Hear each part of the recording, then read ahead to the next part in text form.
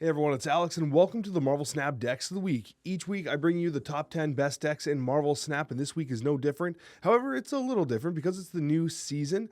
We cannot use infinite-only based statistics because there's simply not enough of a sample size there. Most of you are currently ranking towards infinite, and so these decks are designed to get you there. As a result, we're using untapped based statistics that are ranked 70 to 100, the ranking up process. It's also worth noting that there are some bot games mixed within these statistics. It's the best that we can do, and as a result, during this first week, we prioritize the cube rate to determine which are the top 10 best decks, and in subsequent weeks, we will use the win rate. With that being said, let's get started with deck number one. And also, if you'd like to support my content, be sure to hit that like button. It's free, and I'm serious, it helps tremendously, and I appreciate it. Zoo. At a 1.02 cube rate, it is still a remarkable performer. It has a very straightforward play pattern for success. And if you're looking to be successful with Zoo, this here is currently the top deck. Now, what's interesting about it is it really has not changed much. The only thing that's changed is the addition of Sam Wilson, and with Sam Wilson, you have seen some versions of it even running Call Obsidian. However, right now, especially during the leveling process, you are seeing a little bit of destroy here and there. It occupies about approximately 5% meta share. However, it's not going to make our top 10 decks, and as a result, you still need the Chimera in there because there are going to be the games where Killmonger are being used. You do also have some of the control decks that are running Killmonger, so Chimera does have to make these lists. There are very few 5-drops that can compete with Gilgamesh, and so Gilgamesh continues to be one of the absolute powerhouses of this deck that's almost guaranteed to win a lane. So if you're looking to find some success, you can do so with Zoo at number 10. Coming in at number 9, we have a new version of Control. Now, this has been one of my favorite decks that I've been kind of playing with, at my own leisure. I love the Zabu-based control deck with a bunch of 4-drops, including Captain Marvel, Enchantress, which is a great tech piece right now, Galacta, which honestly is so good and has kind of just fallen off in terms of its play rate, but continues to be a remarkably good card, and Gwenpool, which has aged incredibly. Once again, Sam Wilson and Iron Patriot are making these two decks. These are the two 2-drops that I think are really seeing themselves as like top-tier meta choices. Kate Bishop as well, but you also have the Rocket Raccoon Groot, and you have the Red Guardian, which is a great catch-all tech piece. Like if you have Red Guardian and you're looking to deal with a lot of the tech out there, it tends to be a great option. Copycat continues to be one of the most fun cards in Marvel Snap, and so it's definitely worth running right now, especially when you consider its interactions with like the Agamotto stuff and pretty much the surprise factor you can do in the meta.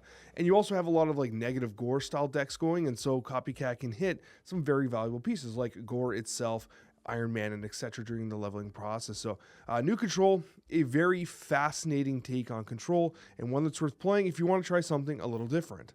Coming in at number 8, it's good old classic Clog. Now we do have Clog doing work in the current meta here. This is a Victoria Hand version. Cannonball continues to be a great option in the meta, and ever since it got buffed back up to a 5/8, has continued to be a legitimate meta player. The Titania Green Goblin combination is one of my absolute favorite in the game. You play Green Goblin first, you play Titania first, and then you play Green Goblin onto that location. Green Goblin's going to go over, and if there's additional room, it'll have Titania knock over as well, and sometimes you're able to lock out your opponent. And honestly, you have like the magic play with the debris, which basically restricts your opponent's space while allowing you to take advantage of the fact that they can no longer access their locations, and you're holding Gores, Cannonballs, and a Viper, which obviously kicks over the hood. Overall, a really powerful deck, and it's been a while since Clog was popular, so I'm glad its meta share is kind of low, but its cube rate is particularly high at 1.08. Coming in at number 7, we have Arishem, Isan, and Agamotto. This is a great deck that honestly I think is a great option for completing the weekend mission, despite the fact that right now, as of recording, it says that it's Khonshu that you have to play to accomplish the weekend mission. Hopefully they fix that and give you credit for Agamotto and Isan as it would have been expected. But I like this deck a lot, and what I will say is that I love the new White Queen. The new 3-drop White Queen is a ton of fun to play, and but like with Arishem, it can be a little heartbreaking to play a 3-costed card on turn 3 because you have 4 energy. So that's why a lot of the Doom 2099 Arishem decks have been so popular. However, it actually is not even Doom 29. It doesn't even make this deck. But you do have the Shang-Chi and Enchantress that you could consider playing.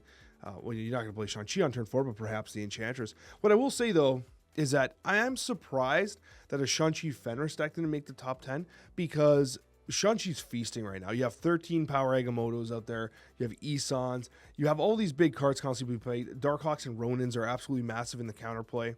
And as a result, it's very interesting to see that, Shun-Chi is feasting and ends up being a fantastic play majority of the time. But regardless, if you're looking to play some Agamotto and Ison together to knock out the weekend missions, provided they fix them, this Airsham deck will absolutely get you there. And, it goes on the back of just good cards. I actually like the Adam Warlock edition as well. To me, that's been fun. It's not as consistent. Like, Adam Warlock feels better with Sam Wilson, but still, it's a nice little piece if you want to draw through your hand, especially if you have that Quinjet out, and gets you, a little bit of cheaper options to start playing things down rather rapidly. Coming into number 6, we do have new Hela. And this version of Hela has been steadily making ground, and it's ever since the Scar change, Scar going to a 7-cost, 12 power, Hela has wanted to feast on that, and this is the latest version of it. And once again, you do have an Adam Warlock making this 1.11 cube rate deck. It's a good deck. And I do like the Silver Samurai, capable of hitting the likes of Iron Man and Gore. You have lots of options as to how you want to approach, playing a deck like this. And one of the best things about it is that it feasts on bots. There's a couple decks that really do well against bots, and this is one of them because your board state is so weak that they just stupidly snap into you and just stay for games where you just destroy them, and they're not running Cosmo tech pieces and stuff. And so ultimately, Hela is a pretty good leveling deck. Whether or not this deck remains competitive in post-infinite PvP is, it's actually looking better than what you probably would have expected in prior stats. So anyways, new Hela, if you're looking to play something a little less interactive, you got this one. And then we go to Agamotto Gorgon. Now, there actually are 2 Agamotto decks that are kind of similar flavors to one another. And this one here is an Agamotto shell that's running the Kitty Pryde and the Elsa Bloodstone with Hope Summers. And what I like about Hope Summers is when you play the Arcanums, or the Arcana, I should say, into the Hope Summers, you're getting the additional ramp energy. You're also obviously getting the effect. Gorgon tends to win the mirror matches, and not because, here's an interesting thing. When I've been seeing Gorgons played against me, I'm often playing the Airsham shell, and the Gorgon feels a little non-consequential. However, in non-Airsham shells, it actually is a massive pain in the ass, because Gorgon does make those spells more expensive and can be particularly frustrating, because we are seeing a lot of created cards in hand. In particular, the likes of things like Iron Patriot as well is going to hate that. So anyways, a very interesting shell. It has Rock and Groot. You got the Sam Wilson in here as well. Again, Galacta, which I absolutely love. And if the 1.14 cube rate is not good enough for you, we have a slightly different iteration of this, which is running a 1.21 cube rate. Once again, you have the Kitty Pryde Hope Summers, but this one's running the Sasquatch variant with Mysterio, which honestly is fascinating to me, because this is the second time where in the last couple months we've seen a Sasquatch deck perform exceptionally well with almost no play. And I know there's a lot of people out there that say, Alex, I just simply don't have Sasquatch. So if you don't have Sasquatch, the Mysterio Sasquatch combination starts to it falls off significantly. The reason why Mysterio's in this deck primarily is to take advantage of that Sasquatch play. Amongst a couple other things, including Mockingbird. But overall, without Sasquatch, this deck kind of doesn't perform quite as well as it could. However, it's still an interesting deck. And what I will say is that in my playtesting with it, I found Enchantress to be a bit of a cube stealer, and I like it. What can I say? You are seeing some Iron Man out there. There's a surprising amount of targets for Enchantress, and as a 4/6, because it was a 4/5, it got buffed up to 4/6, and the last time it was 4/6, it got nerfed back down because it was too damn good. And I think that Enchantress is kind of proving itself as a very legitimate contender in Marvel Snap right now. So if you're looking for a pretty high cube rate Agamotto deck, this is the one that you would take. As we go to our top 3, and this is a deck we talk about every single time ever since Gore was released for this leveling up process, and it's Negative Gore. Negative Gore loves feasting on bots, getting 8 cubes off bots. Now, the thing is it ends up performing a little lackluster against players. If you're in lower ranks, perhaps players won't kind of respect your snap on turn 2 into Psylocke Ravonna, and to turn 3 Mr. Negative, and then they'll retreat. So it's a really good 2-cuber. Nobody should be staying 8 cubes on you against a Gore negative deck when you get Mr. Negative on turn 3 or on turn 4 and then you Lady Jane or whatever. Like, those are games that can't be won. If someone Mr. Negatives you and they Lady Jane Foster, you need to retreat. Do not take those games on because you're going to get spanked. But it's running a 1.23 cube rate. It's doing remarkable right now as you're looking to rank up. And honestly, it's featuring some of my favorite cards in Snap. I love Ravonna. I'm always looking for reasons to play Ravonna. And Sage continues to be one of the absolute favorite cards I play. The Gore Taskmaster combination is probably underappreciated and is clapping cheeks. So negative Gore at number 3. At number 2 here, we do go to Bullseye, and this is the current iteration of Bullseye that's performing the best. And I do think, like, first of all, the Frigga version of Bullseye is just slightly behind it. I think it has like a 1.2 something cube rate. What I tried to do is have different shells. Like, if this is the best Bullseye shell, I kind of ignore the other like incremental worse ones. This is like the best version. Sometimes I'll include them like I did with the Agamotto version because I think that it was fascinating enough to see the two different shells at play. But if you want to play Bullseye, this is statistically currently the best one. It does feature the Grandmaster, which I appreciate.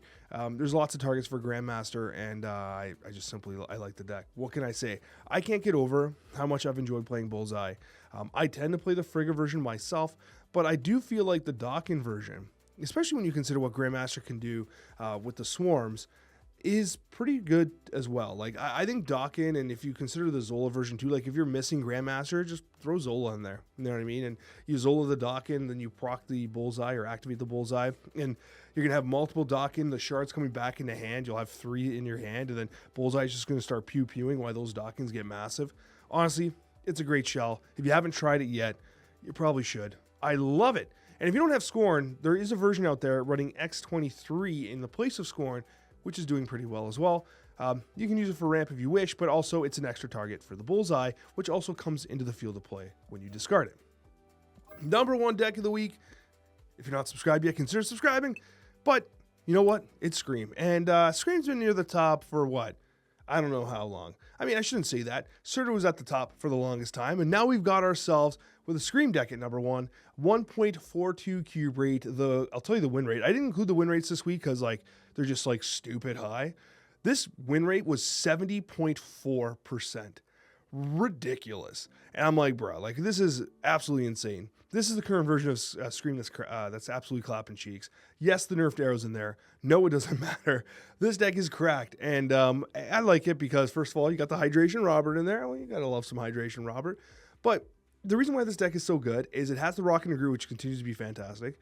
But it's just so good now because of the 2-drops that have inflated that, like, the 2-drop slot. Like, you used to be like, oh, I get Scream or I lose. Now it's I get Scream or I get Iron Patriot, great. I get Sam Wilson, great. I get Craven, which synergizes with everything, great. Like, there's no 2-drop that fails you in this deck.